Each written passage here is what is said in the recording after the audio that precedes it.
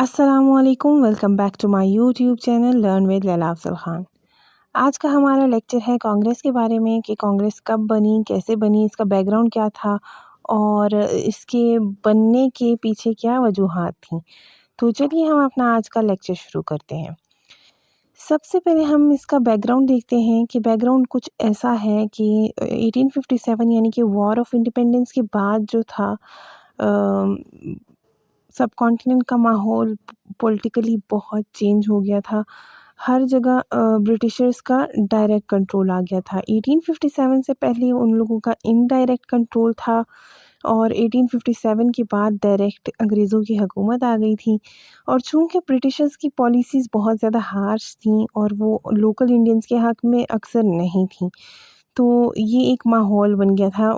लोग जो थे जंग के मैदान में आ गए थे 1857 के टाइम पे भी और एक दफ़ा फिर ऐसी सिचुएशन बनने जा रही थी। इसके अलावा लोग जो थे जो इंडियंस थे वो उन्होंने एजुकेशन काफ़ी हद तक हासिल कर ली थी। काफ़ी एजुकेटेड इंडियंस जो थे उनके आपस में पॉलिटिकली अवेयरनेस आ गई थी। तो साथ ही साथ इन लोगों को लगा कि हमें एक यूनिटी की ज़रूरत है, हमें यूनाइटेड होना चाहिए ताकि हम अपने हक़ के लिए आवाज़ उठा सकें और इसके अलावा हम अपने बात जो है हम अपने मसाइल आगे रख सकें। उसके बाद हम ये देखते हैं कि इसको इस्टेब्लिश किसने किया, तो it was established by A O. Hume in 1885। ये आपने एमसीक्यूज़ के लिए भी याद रखना है। 2 पॉइंट्स हैं यहाँ पे। एक ये कि ये 1885 में इस्टेब्लिश हुई और दूसरी ये कि ये ए.ओ. ह्यूम ने इस्टेब्लिश किया ये जो पार्टी है Congress.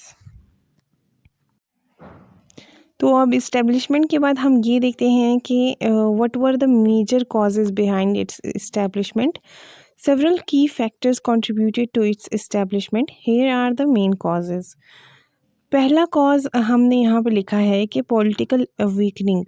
As I mentioned earlier कि 19th सेंचुरी जब स्टार्ट हुई there was a growing political consciousness among Indians. तो एक पॉलिटिकल कॉन्शियसनेस थी, पॉलिटिकल अवेयरनेस थी जो कि लोकल इंडियंस के बीच में आ गई थी। Educated Indians influenced by western political ideas began to seek greater participation in governance and representation in the British administration. तो वो इंडियंस जो एजुकेट हो चुके थे वो जो कि वेस्टर्न पॉलिटिकल आइडियाज़ से इन्फ्लुएंस थे काफ़ी, तो वो क्या कर रहे थे, वो ज़्यादा से ज़्यादा ब्रिटिश एडमिनिस्ट्रेशन में और ब्रिटिश गवर्नेंस में जो है रिप्रेजेंटेशन की ख्वाहिशमंद हो गए थे। वो चाह रहे थे कि हमें रिप्रेजेंटेशन मिले। चूँकि सब कॉन्टिनेंट हमारा है तो हमें पार्टिसिपेशन और रिप्रेजेंटेशन जो है वो मिल जानी चाहिए। तो ये एक पॉलिटिकली अवेयरनेस जो थी देखी जा रही थी 19th सेंचुरी के बाद। फिर हम देखते हैं कि नीड फॉर अ प्लेटफॉर्म, ये सेकंड कॉज है। There was a need for a unified platform to address the grievances of Indians against British rule. Prior to the Congress, there were various regional and local organizations, but they lacked a national focus. The Congress aimed to bring these different voices together. तो इस सब continent में ऐसा था कि local और regional level के organisations थे, लेकिन मसला ये था कि वो लोगों की ये इंडियंस जो थी उनके जो मसाइल थे उनको फ्रंट पे नहीं ला रहा था। दूसरी चीज़ ये कि वो एक चीज़ और लैक कर रही थी साथ साथ कि नेशनल फोकस जो था उन ऑर्गेनाइजेशंस को नहीं मिल रहा था। तो एक यूनिफाइड और एक प्रॉपर प्लेटफॉर्म की ज़रूरत थी जहाँ पे इंडियंस जो है अपने मसले सामने रख सकें और ताकि उनको एड्रेस किया जा सके, उनकी आवाज़ जो है आम लोगों तक पहुँच सके, नंबर 1। और नंबर 2 ये कि वो नेशनल लेवल पे एक इम्पॉर्टेंस दी जाए उनकी बातों को, उनकी प्रॉब्लम्स को। अब हमारे पास आता है एक बहुत इम्पॉर्टेंट पॉइंट नंबर 3 जिसमें है economic exploitation. The economic policies of the British were detrimental to Indian interest. ये एक ऐसा पॉइंट है जिसमें हमें सब कुछ क्लियर हो जाता है कि इकोनॉमिक पॉलिसीज़ जो थी ब्रिटिशर्स की, वो इंडियन इंटरेस्ट के ख़िलाफ़ थी, उनके अगेंस्ट थी, उनके हक़ में इतनी नहीं थी। Many Indians were suffering from poverty, unemployment and exploitation due to British trade policies. जो चूँकि मैंने ऑलरेडी आप लोगों को बताया कि इंडियंस को रिप्रेजेंटेशन नहीं मिल रही थी, ना ही एडमिनिस्ट्रेशन में, ना ही बाकी प्लेटफ़ॉर्म्स पे। तो इंडिया में क्या हो रहा था, पॉवर्टी और अनएम्प्लॉयमेंट बढ़ते जा रहे थे।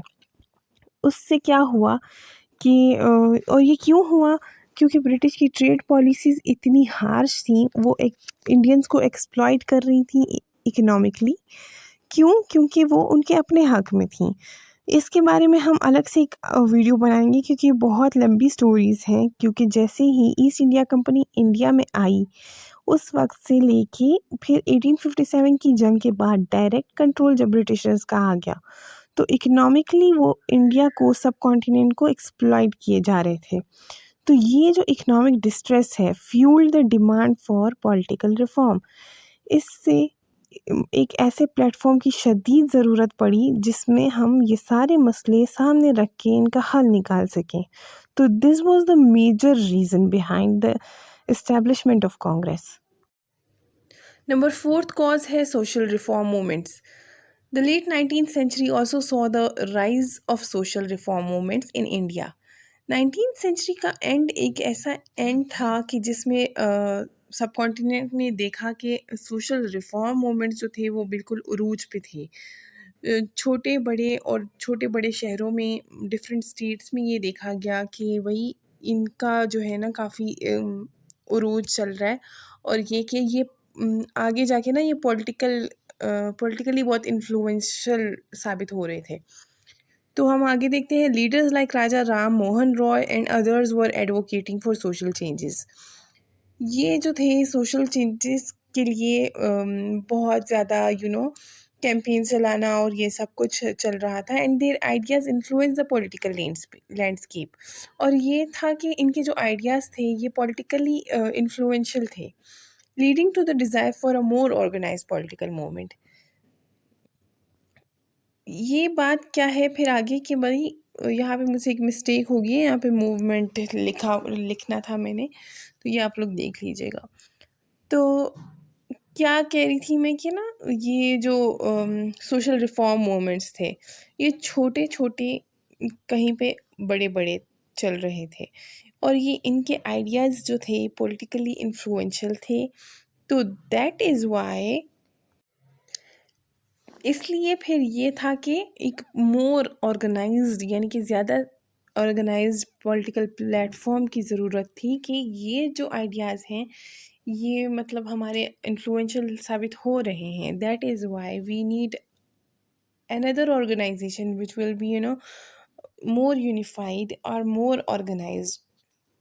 Number fifth cause है British policies. As already discussed, the repressive policies of the British, such as the Vernacular Press Act and the Indian Arms Act, created resentment among Indians. The Congress served as a platform to voice opposition to such policies. British policies और जो Indian acts वो पास किए जा रहे थे वो बहुत harsh थे, और वो जो जितने जितने नए एक्ट्स आते जा रहे थे, इंट्रोड्यूस होते जा रहे थे, उतने उतने वो हार्श होते जा रहे थे और इंडियंस के ख़िलाफ़ थे, वो इंडियंस के हक़ में इतने नहीं थे। तो दैट इज़ वाई एक ऐसे प्लेटफॉर्म की ज़रूरत थी ताकि इन पॉलिसीज़ की अपोजिशन की जाए। Number six cause है international influences. The global context, including the rise of nationalist movements in other countries and the impact of the American and French revolutions, inspired Indian leaders to seek self-governance and political rights. तो बाकी दुनिया globally जो था एक atmosphere create हो गया था nationalism का, नेशनलिस्ट मूवमेंट चल रही थी डिफरेंट कंट्रीज़ में। इनका एक इम्पैक्ट सब कॉन्टिनेंट के इंडियंस पे हुआ, वो ये कि वो भी एक अपने मुल्क के बेहतरी के लिए अपनी जो उनके पॉलिटिकल राइट्स थे इनके लिए इन लोगों ने आवाज़ उठानी शुरू की, और इसके लिए इन लोगों को एक प्लेटफॉर्म, एक ऑर्गेनाइज्ड प्लेटफॉर्म की ज़रूरत थी जो कि कांग्रेस थी। तो these were the reasons behind the establishment of Congress. तो आई होप सो आप लोगों को आज का लेक्चर अच्छा लगा होगा। मेरे चैनल को सब्सक्राइब ज़रूर कीजिएगा ताकि आप लोगों को नई नई वीडियोस साथ मिलती रहे।